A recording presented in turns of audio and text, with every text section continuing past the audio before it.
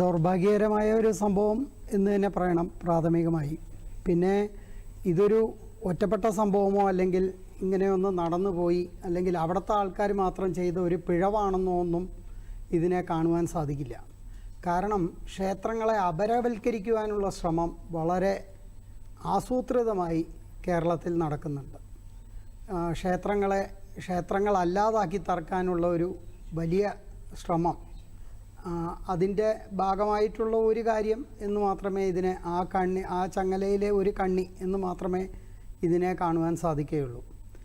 അപ്പോൾ ഇത് ഒരു പക്ഷേ ഇതിൽ ചില സാമൂഹിക നിരീക്ഷകരും രാഷ്ട്രീയ രംഗത്തുള്ള ചിലരും പറയുന്നത് ഇത്തരം ഗാനങ്ങൾക്ക് ഇനി സാമൂഹികമായോ രാഷ്ട്രീയമായോ പ്രസക്തി ഇല്ലാതായി, അപ്പോൾ ഇതുപോലെ എവിടെയെങ്കിലും മാത്രമേ അവതരിപ്പിക്കുവാൻ സാധിക്കുകയുള്ളൂ എന്ന വിമർശനവും ചിലർ ഉന്നയിച്ച് കേൾക്കുകയുണ്ടായി.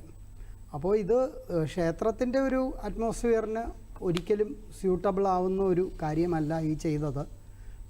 അത് ഈ ക്ഷേത്രങ്ങളെ എങ്ങനെയാണ് ഈ രാഷ്ട്രീയ കക്ഷികൾക്ക് ദുരുപയോഗം ചെയ്യാൻ സാധിക്കുന്നത് എന്നുള്ളതിനെപ്പറ്റി ഉത്തരവാദിത്തപ്പെട്ടവർ, അതായത് നമ്മുടെ പാർലമെൻറ്റും നിയമ സംവിധാനം, നമ്മുടെ നിയമസഭ, അതുപോലെ തന്നെ കോടതികൾക്ക് ക്ഷേത്രങ്ങളെ സംബന്ധിച്ചൊരു സവിശേഷമായ ഒരു സ്ഥാനമുണ്ട്.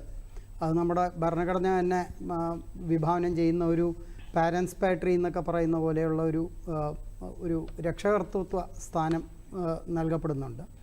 അങ്ങനെ ആ രക്ഷകർത്ത മനോഭാവത്തോടു കൂടി കോടതികളും പരിശോധിക്കണം ഇതെങ്ങനെയാണ് രാഷ്ട്രീയ കക്ഷികൾക്ക് ദുരുപയോഗം ചെയ്യുവാനായിട്ട് ക്ഷേത്രങ്ങൾ വേദിയാവുന്നത് എന്നുള്ളത് സ്വയം വിമർശനപരമായി പരിശോധിച്ച് ഇതിനൊരു പരിഹാരം കണ്ടെത്തണം എന്നുള്ളതാണ് എനിക്കിപ്പോൾ ആദ്യം പറയാനുള്ളത്.